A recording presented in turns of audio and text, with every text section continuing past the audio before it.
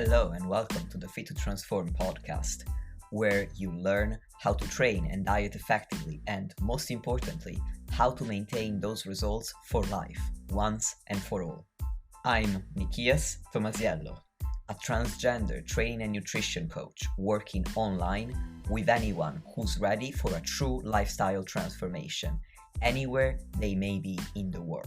As a friendly reminder, any and all information provided is for educational purposes only. You should consult with your doctor before implementing any changes to your diet and exercise program.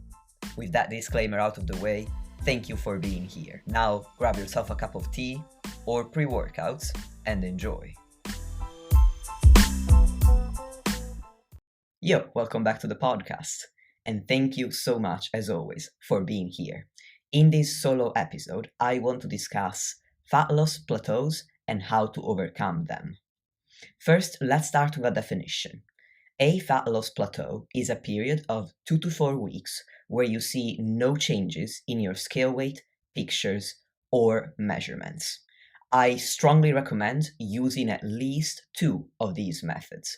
For example, scale weight and pictures or scale weight and measurements, because a single method alone sometimes won't show you fat loss changes even though they are happening. For example, your scale won't differentiate between your muscle mass and your fat mass. So if you're in the lucky position where you can actually build muscle and lose body fat at the same time, you might see that the weight isn't really changing on the scale, and therefore think that you've at a plateau, when in fact, if you had been taking pictures and or measurements, you might see that your pictures are changing and that your measurements are changing. However, if you are using at least 2 of these methods and you see no changes at all for a minimum of 2 weeks, then you've likely hit a fat loss plateau. But I'd honestly recommend waiting at least 4 weeks. Especially if you have a menstrual cycle and you experience water retention at specific times of the month, as I covered in the previous solo episode on how to use the scale as a tool for fat loss and muscle gain. There are 2 main reasons for plateaus if you don't have any medical condition that affects your metabolism, like untreated hypothyroidism. And these 2 reasons are lack of consistency and metabolic adaptation. Let's start by exploring a lack of consistency and how to troubleshoot it. When it comes to fat loss, as I've explained in episodes 1 to 3, so go and listen to those again, or listen to those for the first time if you haven't, we need to create consistency with both your caloric intake, so the calories you eat, and your caloric expenditure, so the calories you burn with physical activity, in order to create a caloric deficit and to maintain it over time. In other words, we need to set an appropriate calorie target and an appropriate caloric expenditure target that allow us to create a caloric deficit and maintain it for a prolonged period of time to enable fat loss to happen. If you stop being consistent with one or both, then over time, you're likely to encounter a plateau. Now, dear listener, before you get offended, I want to make it very clear that I am not accusing anyone. In some cases, a lack of consistency may happen without you even realizing. My point with this podcast isn't to accuse anyone or make anyone feel bad or ashamed of themselves.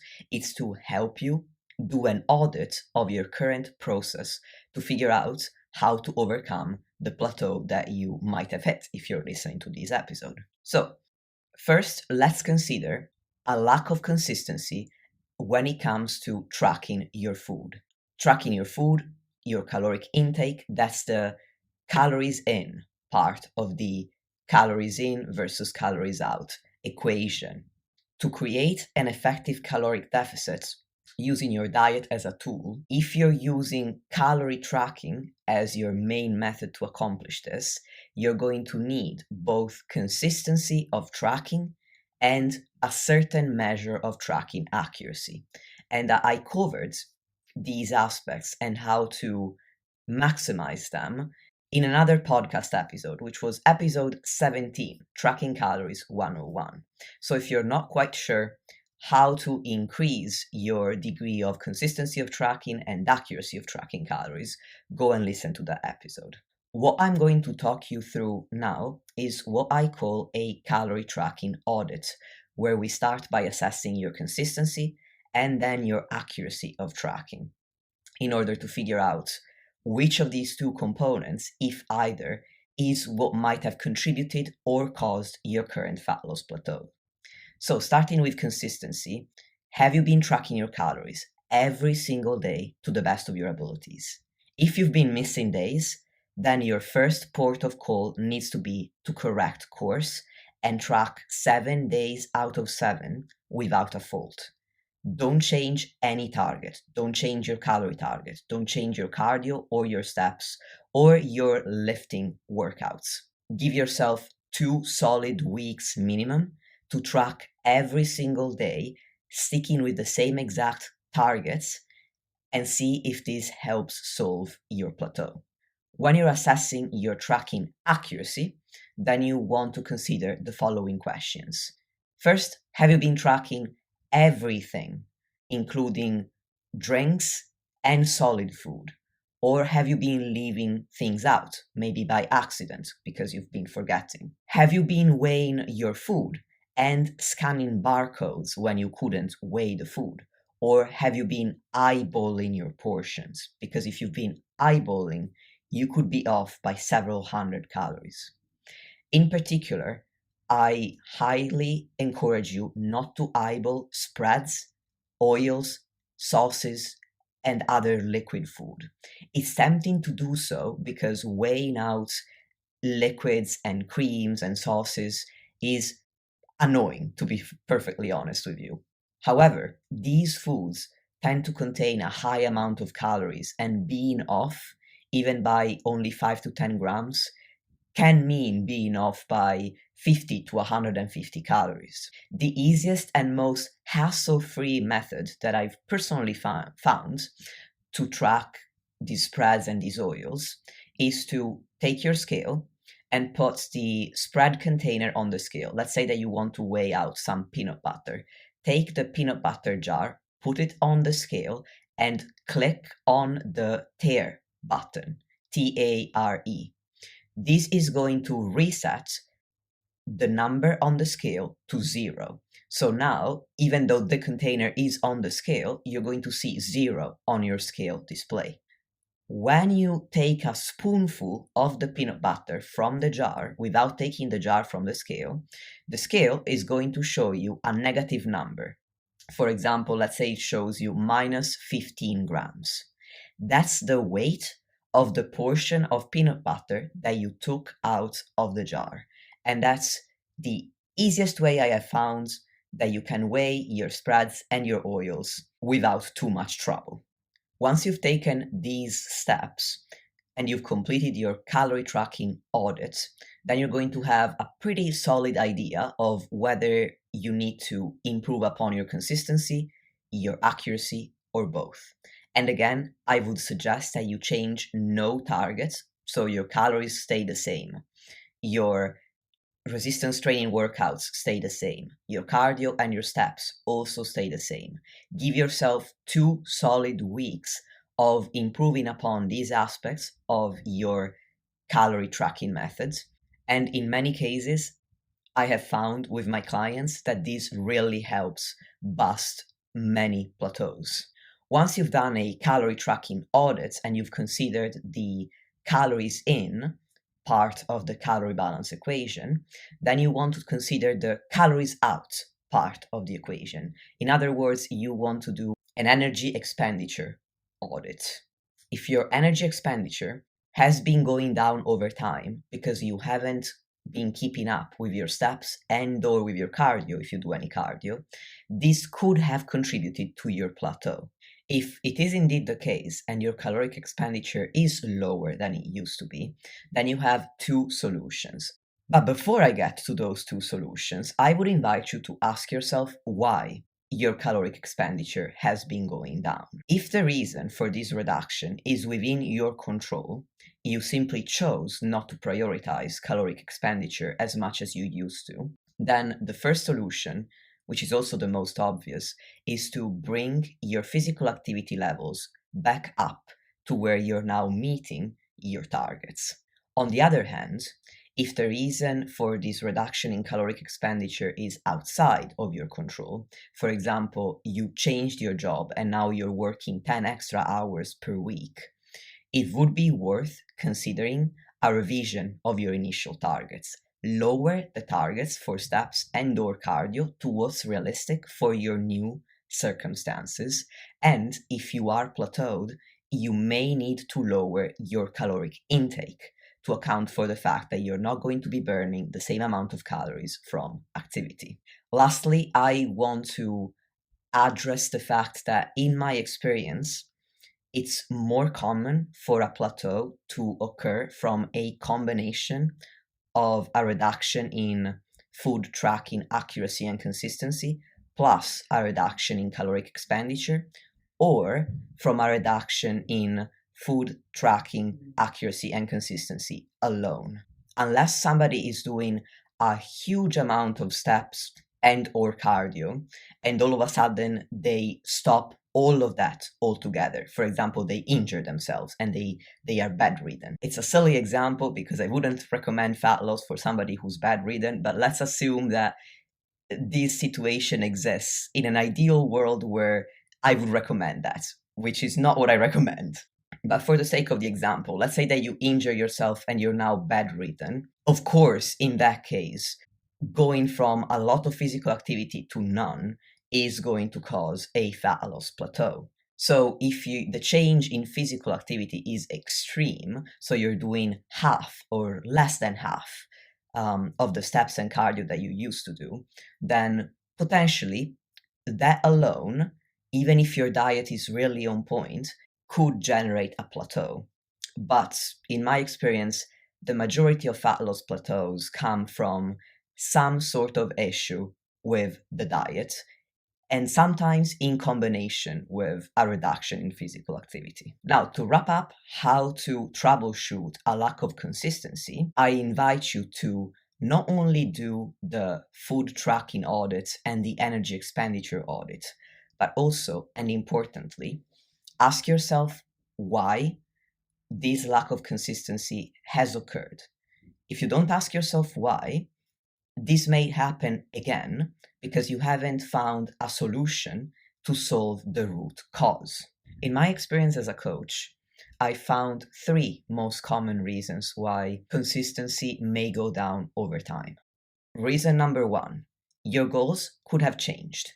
Maybe you're burnt out on this fat loss journey and you need a short break, which I call a diet break, and I'll talk about this a bit more in a minute.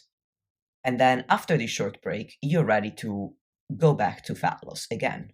Or maybe you need a much longer break from fat loss and a complete change of your current goal, because maybe you realize you don't actually want to get any leaner than you are now. So if you're suffering from, let's call it short-term burnout, again, I recommend taking a 1-week-long diet break. And I've discussed how to implement a diet break within a fat loss phase in episode 12 of the podcast, How to Plan a Successful Fat Loss Phase, and in a blog article called How to Have a Successful Diet Break.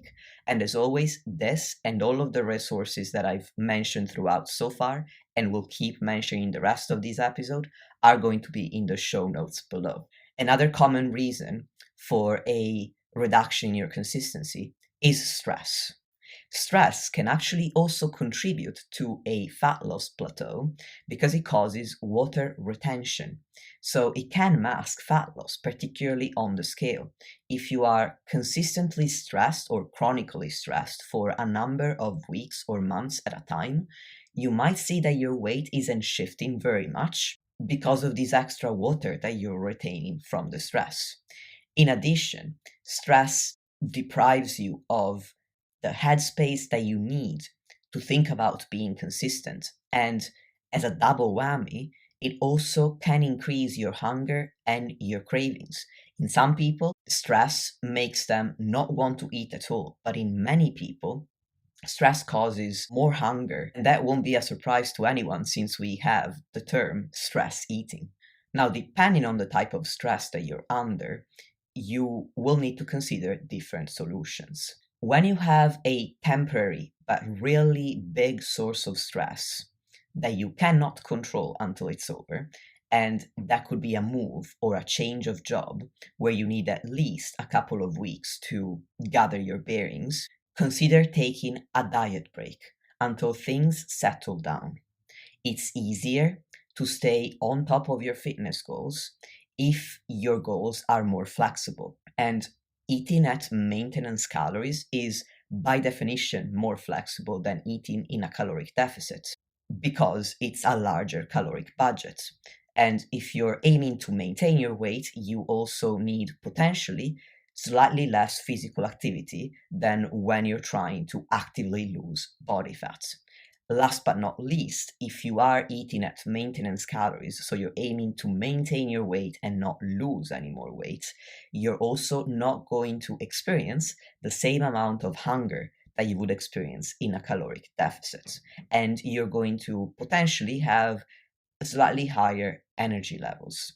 And these could all be helpful to help you overcome this period of high stress without completely putting fitness on the back burner because you tell yourself, well, I can't stick with my fat loss targets, so I'm just not going to do anything. Rather than adopting that mindset, shift the targets to maintenance. There may be cases where you can continue to aim for fat loss, but you still need to change your targets to make them more appropriate to the current situation. Remember that whenever you set any target, that target is only appropriate to the situation that you're setting it for. When the situation changes, the target needs to change as well. Otherwise, it may no longer be realistic.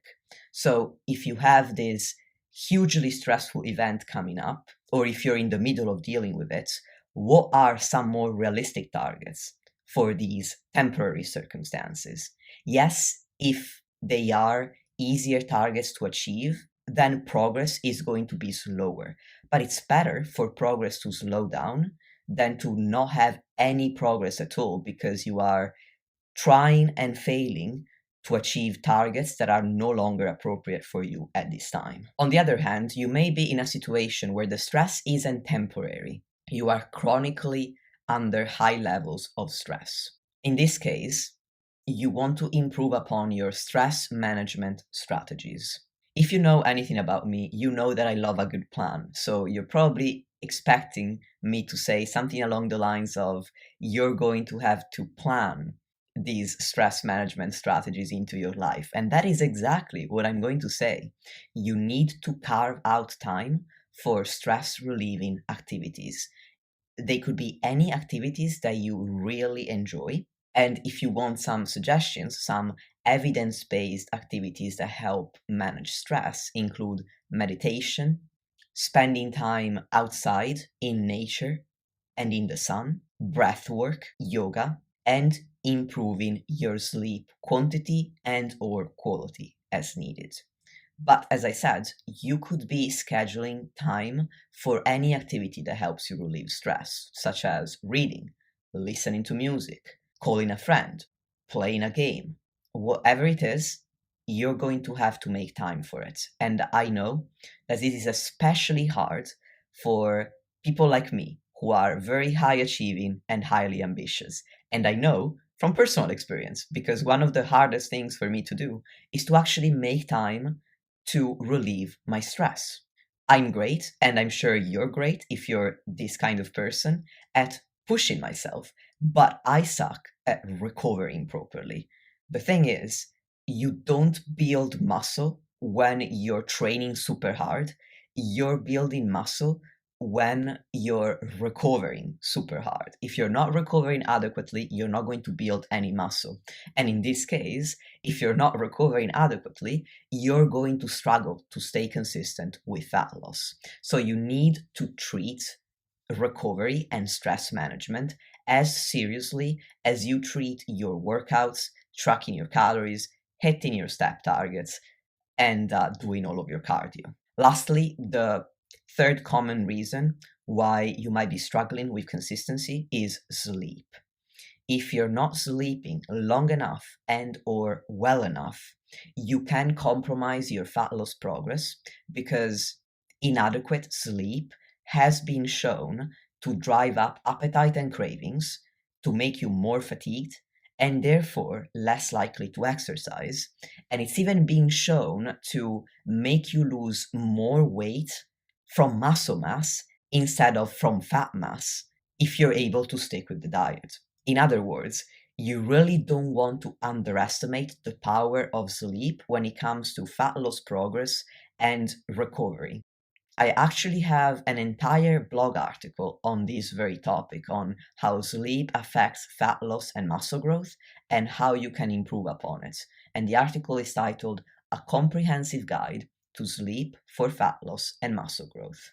Now, if you realize that your sleep may be the problem, these are some evidence-based suggestions that have been proven in research to be helpful.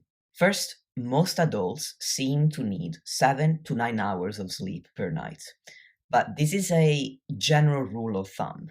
I would invite you to figure out your own individual sweet spot, whereby when you wake up, you feel refreshed. You feel like you actually got the benefits that you wanted from sleep. In terms of improving upon your sleep quality and quantity, you want to do your best to have a consistent sleep schedule where you go to bed and wake up at the same time. You want to keep your room at a comfortable temperature where it's neither too hot nor too cold. And you want the room to be dark.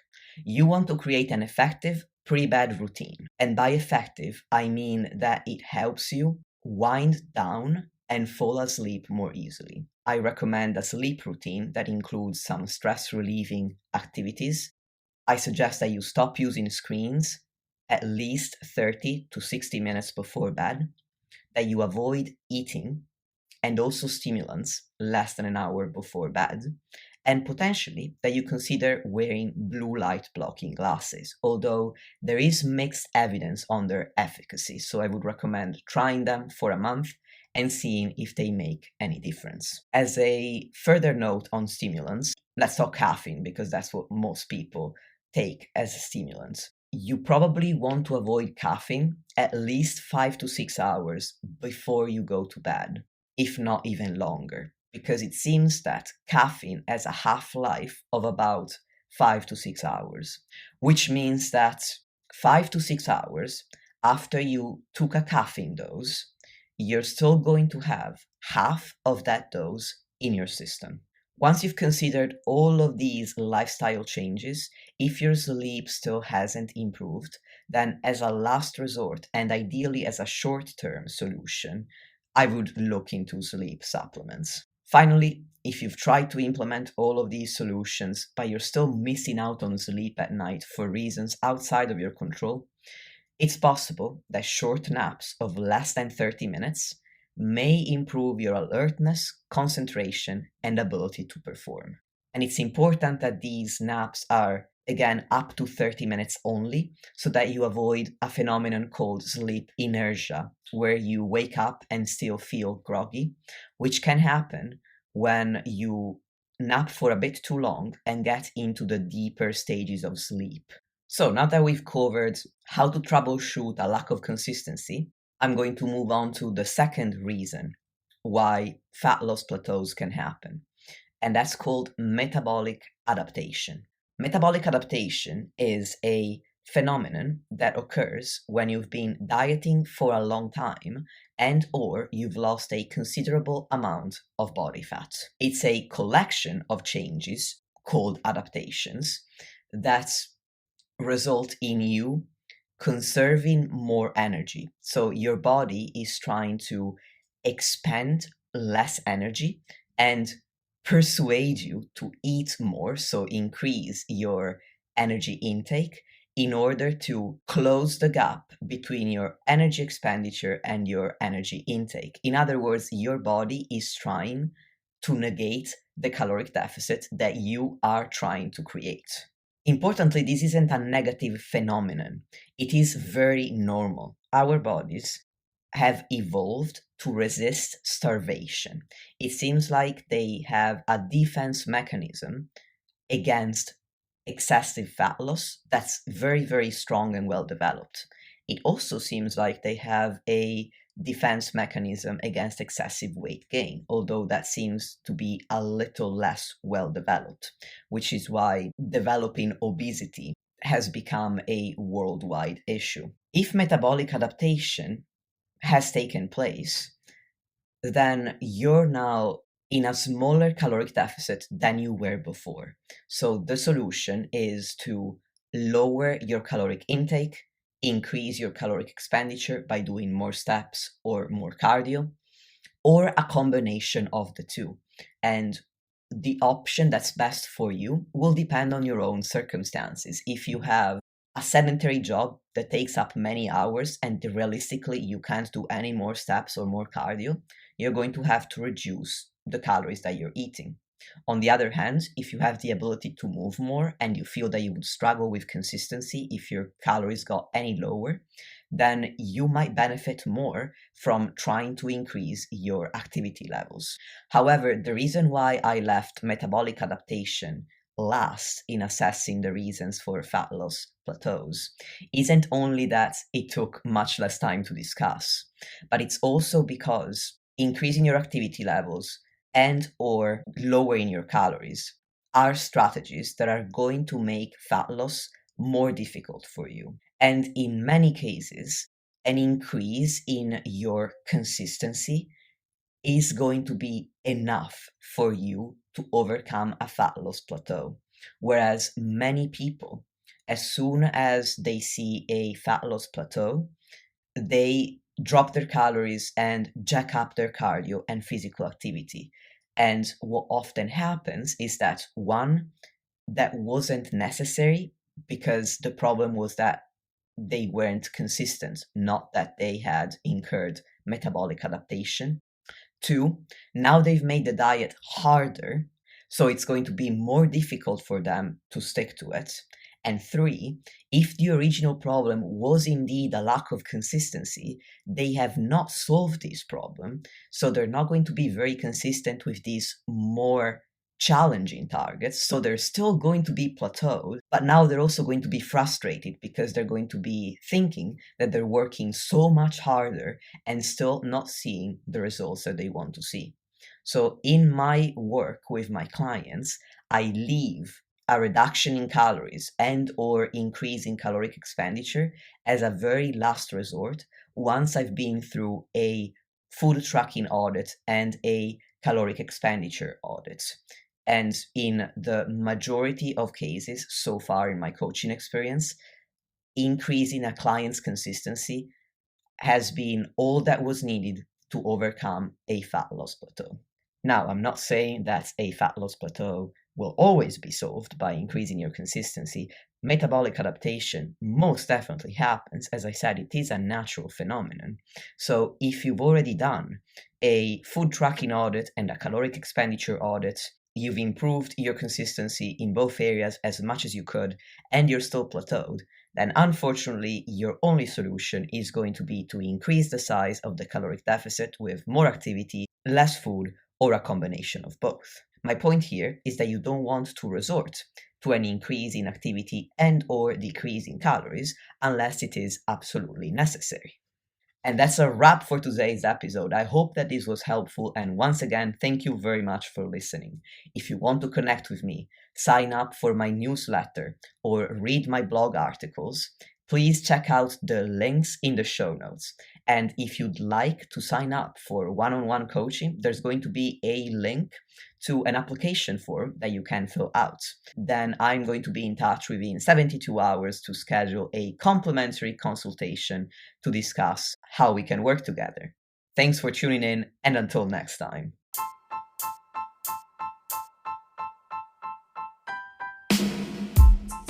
Lastly, if you want to support the podcast and help me reach more people, please leave a 5-star rating or review on any podcast platform that you're using. Thank you very much for listening, and I'll speak to you soon.